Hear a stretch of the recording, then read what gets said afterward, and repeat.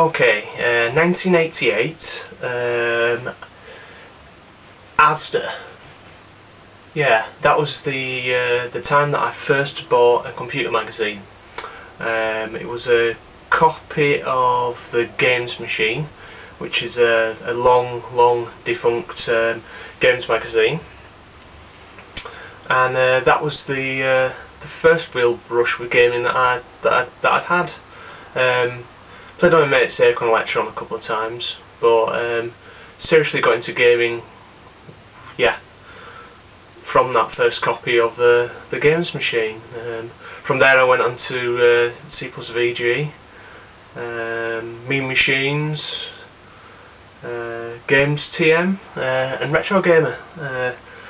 So there's quite a long history there of me buying magazines. Now, in those early editions of C+VG and Games Machine, there was one machine that was always an aspirational console for me. It was one that was close, but just a little bit too far away. These were the days of when you couldn't just import a console very easily. To be honest, there was always a great premium because there were only like 2 or 3 sellers in the country that import the consoles, and this console really did blow me away with everything that I saw, because it seemed to be just insanely more powerful than anything that was out there at the time. The console I'm talking about is the PC Engine. Now, this version is the Core 2, but the classic white one was the one that I grew up with. Absolutely amazing console. Took me roughly 15 years to get one, and when I got one, it kind of lived up to all expectations, really. Yeah, it's a bit of an 8-bit powerhouse, to be honest. More powerful, vastly superior to the Master System and SNES, in my opinion. If you go down the path of actually of getting the console, the games that are out there are very good arcade ports. A lot of them. Really nice artwork as well. So without further ado, I'll go through what I've got. What shall I do? I'll do the shooters first. Yeah, I'll do the shooters. So the first game we've got is Mr. Heli. There we go. A game I always fancied, and when I finally got myself a copy, I think it was about £5. It's complete. Really nice inlay artwork. Game lived up to all expectations, except for the ridiculous boss. You know which one I mean. Cracking game, pick it up. So there we go, here's the next one. Salamander, arcade port of, well, it's arcade perfect port of Salamander. Again, the version I've got is complete. It's also got a little bit of a Konami flyer thing in there for Gradius and for Parodius as well. So it's the one, I'm going to say it's the one shooter out that trilogy that I haven't got, but there's Twinbee out on this console as well, but cracking port. Okay, I'm not gonna go through all the shooters first. So with this console, basically, I nearly won one of the white consoles on eBay, and the seller actually got back to me and said, "Oh, sorry you didn't win this console, but I've got another one at the moment, and I can let you have it for about £70." And at the time, they were selling for that was probably a fair price, to be honest. And I got 7 games with it, 3 unboxed and 4 boxed. So I'll show you the unboxed games. I believe that one's, there we go, Legendary Axe. I mean, how cool are these these cards. They're absolutely tiny. It still amazes me how small the PC Engine is as a games console anyway, to be honest. Second game I'm going to show you is Space Invaders. There we go. Space Invaders is Space Invaders. It's not the most amazing port, but it's pretty accurate. Yeah, Space Invaders. Slightly controversial game next. There we go, Street Fighter 2. Yeah, some people kind of rate this game really highly.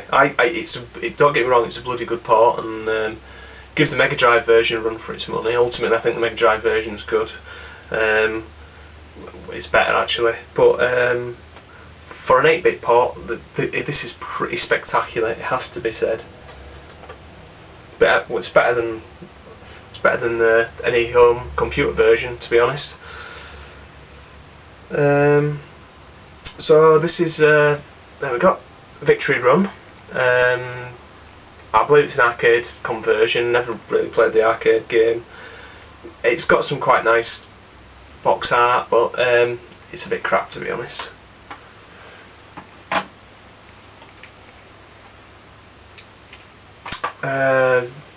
There we go, another horizontal scroller, Dragon Spirit. Quite a nice little shooter, this one. I think it's fairly average, but you should be able to pick it up cheap, and you'll get some fun out of it. It's interesting because it's not a traditional shooter. You're not in a spaceship. You're actually in a dragon. As you power up, you get more kind of heads growing and stuff like that. Your dragon. Not bad, not bad. Should be able to pick it up cheap, as I said.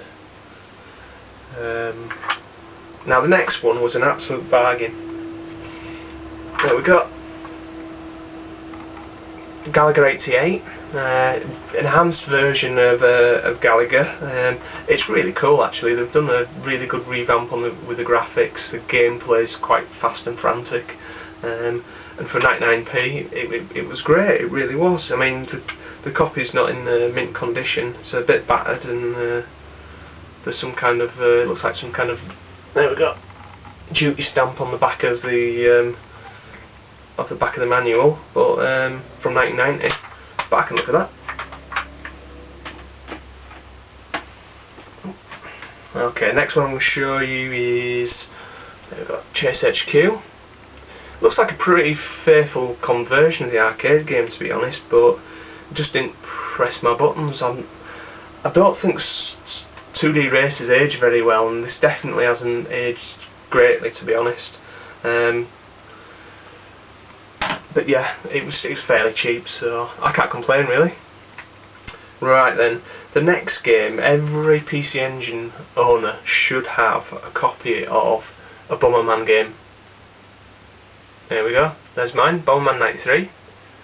Absolutely stunning game, absolutely stunning. Still holds up well. I mean, this copy's mint as well. I believe this was one of the ones I got with the console. But yeah, check it out. Right, the next game, it says, I think it's not quite in my top 10 shooters of all time, but it's certainly up there. Superstar Soldier. There we go. Absolutely stunning shooter. I just can't believe that an 8-bit machine can scroll this quickly, and the way that you steadily build up your ship with the power-ups as well, and it just turns into this awesome, just destructive machine. It's fantastic shooter, fantastic.